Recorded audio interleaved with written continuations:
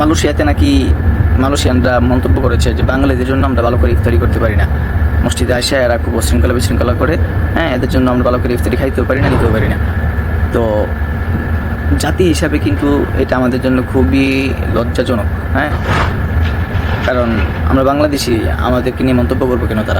তারা মসজিদের মধ্যে অবশ্যই আমাদেরকে ইফতারি দেওয়ার জন্যই আসে, কিন্তু আপনি যে শৃঙ্খলা বিশৃঙ্খলা করেন, মসজিদের পরিবেশ নষ্ট করেন, এবং আমরা তো জানি, যেহেতু আমরা বাংলাদেশ, আমরা তো জানি একটা জায়গায় 3টা নেওয়ার চেষ্টা করে, এই কাতারের মধ্যে একটা নিয়ে ঘুরে আরেক জায়গাতে আবার যাইব আরেকটা নেওয়ার জন্য।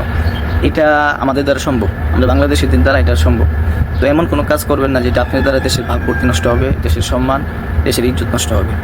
তো যারা এইগুলো করছেন, সব বাঙালি তো আর করছে না, হয়তো কিছু লোক করছে বা কোনো এক মসজিদে করছে, কিন্তু এই বিষয়টা কিন্তু বর্তমানে সোশ্যাল মিডিয়াতে খুবই ভাইরাল হয়েছে, যে মালয়েশিয়ানরা বলছে যে বাংলাদেশিরা অশৃঙ্খলা বিশৃঙ্খলা করে, এদের জন্য আমরা ভালো করে ইফতারি করতে পারি না। এটা কিন্তু সারা জীবন, 100 বছর পর্যন্ত কিন্তু এটা একটা, এই কথাটা কিন্তু রেকর্ড থাকবে। এটা খুবই দুঃখজনক যে আমাদের জন্য ওরা ইফতারি করতে পারে না।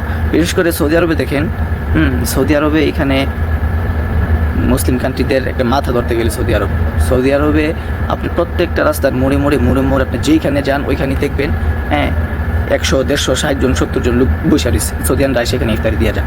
সৌদিয়ানরা কিন্তু এটা মনে করে না, কারণ সৌদিয়ানরা বলা যায় যে আসলি মুসলিম হচ্ছে এরা।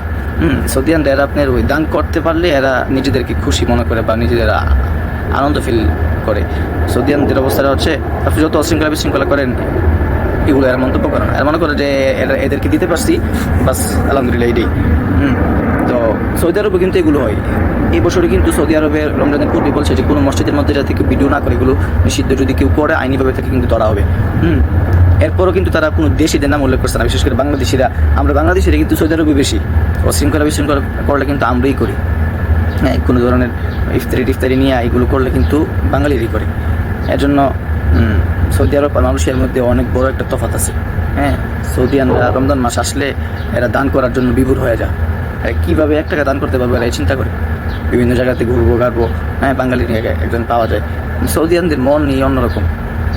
তো সবাই যে যেখানে থাকেন, যেভাবেই থাকেন, এমন কোনো কাজ করবেন না যেটা আপনার দেশের ভাবমূর্তি নষ্ট করে, আপনার সম্মান নষ্ট করে, আপনার দেশের একটা ইজ্জত নষ্ট করে। এই যে একটা কাজ হইল মালয়েশিয়াতে, এটা কিন্তু আগামী 100 বছর পর্যন্ত কিন্তু এটা নিয়ে আলোচনা হবে। প্রতি রমজান আসলে কিন্তু এটা দেখবেন ফেসবুকে, সোশ্যাল মিডিয়াতে এটা নিয়ে আলোচনা হইতেছে। মালয়েশিয়াতে যারা আছে তারা অশৃঙ্খলা বিশৃঙ্খলা করবেন না। আপনি 11 মাস আপনি আপনার টাকা দিয়ে খাইতে পারছেন, 1 মাসকে আপনার টাকা দিয়ে খাইতে পারবেন না? না একটু কম খাইবেন, না একটু খারাপটা খাইবেন, একটু কষ্ট করবেন, এরপরে তো মানুষের কথা শোনা লাগলো না। আর আমরা বাঙালির জাতি হিসাবে একটু অকৃতজ্ঞই, এক জায়গাতে একটা কিছু পাইলে এখান থেকে পাইছি, এইটা নিয়ে আবার দৌড়ে গিয়ে আরেকটা তারা দাঁড়াইবো আরেকটা নেওয়ার জন্য। আমি তো বাঙালি, আমরা তো জানি আমাদের খাসিয়ত, আমাদের অভ্যাসটা কেমন হতে পারে। তেমন কোনো কাজ করতে না যেটা আপনার জন্য, আপনার দেশের মানুষের মান সম্মান নষ্ট হয়। আল্লাহ তাআলা আমাদের সবাইকে বোঝার তৌফিক দান করুক।